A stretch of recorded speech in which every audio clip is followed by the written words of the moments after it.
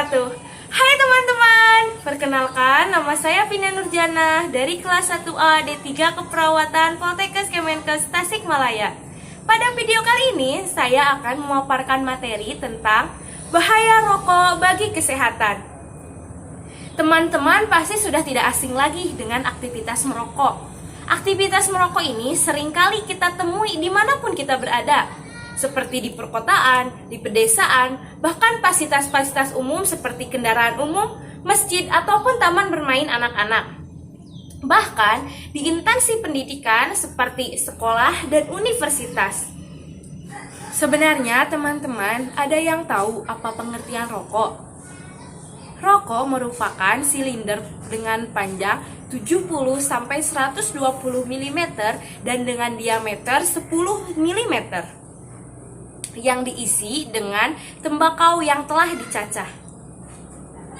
Organisasi Kesehatan Dunia (WHO) memperkirakan ada lebih dari 1,1 miliar perokok di seluruh dunia, dengan lebih dari 80% dari anggota yang tinggal di negara berkembang dan berpenghasilan rendah. Wah, teman-teman, banyak sekali ya perokok di dunia ini. Sebenarnya apa yang menjadi faktor mereka untuk menjadi seorang perokok? Menurut Juniarti 1991 dalam Mutadin 2002 dalam Poltekkes Depkes Jakarta 1 2012, faktor yang mempengaruhi kebiasaan merokok adalah yang pertama, pengaruh orang tua. Orang tua merupakan figur contoh di dalam suatu keluarga. Apabila orang tua tersebut adalah seorang perokok, maka anaknya pun berkemungkinan besar akan menjadi perokok juga.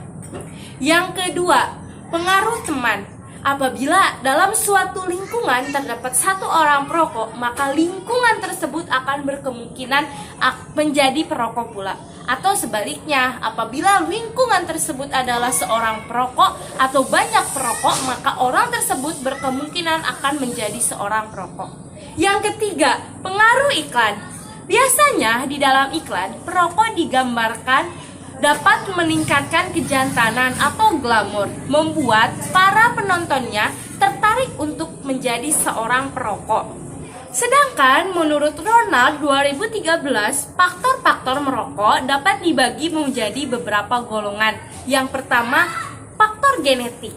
Faktor genetik ini adalah faktor yang diwarisi bersama, artinya diwarisi dari keluarganya. Yang kedua, faktor kepribadian. Biasanya bagi seorang pelajar, faktor kepribadian ini dapat dilihat dari kemampuannya belajar. Biasanya, seorang perokok ini memiliki kepribadian yang malas dan kurang mampu dalam belajar. Yang ketiga, faktor sosial. Faktor sosial ini menjadi faktor dominan seseorang untuk memulai merokok, ataupun menjadi faktor sekunder untuk seseorang memelihara kebiasaan merokoknya. Yang keempat, faktor kejiwaan. Biasanya seorang perokok akan beranggapan bahwa merokok dapat meningkatkan kejantanannya. Yang kelima, faktor sensori motorik. Faktor sensori motorik ini terjadi ketika seseorang memulai kegiatan merokok. Terdapat kesan pada dirinya ketika membuka bungkus rokok, mengambil rokok, menyalakan rokok, menghisap rokok, dan menikmati aroma-aroma dari rokok tersebut. Yang keenam, faktor farmakologis. Biasanya seorang perokok menjadikan rokok sebagai obat penenang. Misalnya ketika marah, maka rokok dapat menenangkannya. Nah teman-teman, itu dia yang menjadi faktor pendorong adanya keinginan merokok. Beralih dari faktor pendorong, di dalam rokok terdapat banyak sekali zat-zat berbahaya. Yang pertama adalah zat berwarna coklat berisi berbagai jenis hidrokarbon aromatik, polistik, aromatik, dan N-nitrosamine.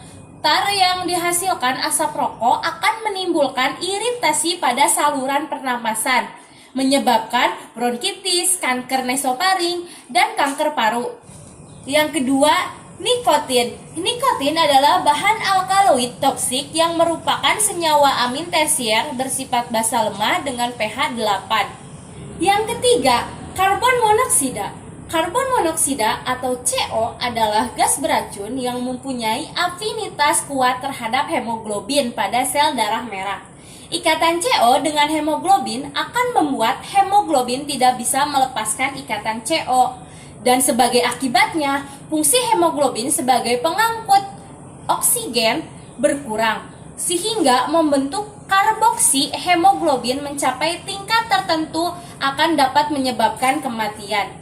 Yang keempat, timah hitam. Timah hitam atau PB yang dihasilkan oleh sebatang rokok sebanyak 0,5 mikrogram. Dalam sebungkus rokok yang berisi 20 batang yang habis dihisap dalam satu hari akan menghasilkan 10 mikrogram. Sementara ambang batas bahaya timah hitam yang masuk ke dalam tubuh adalah 20 mikrogram per hari.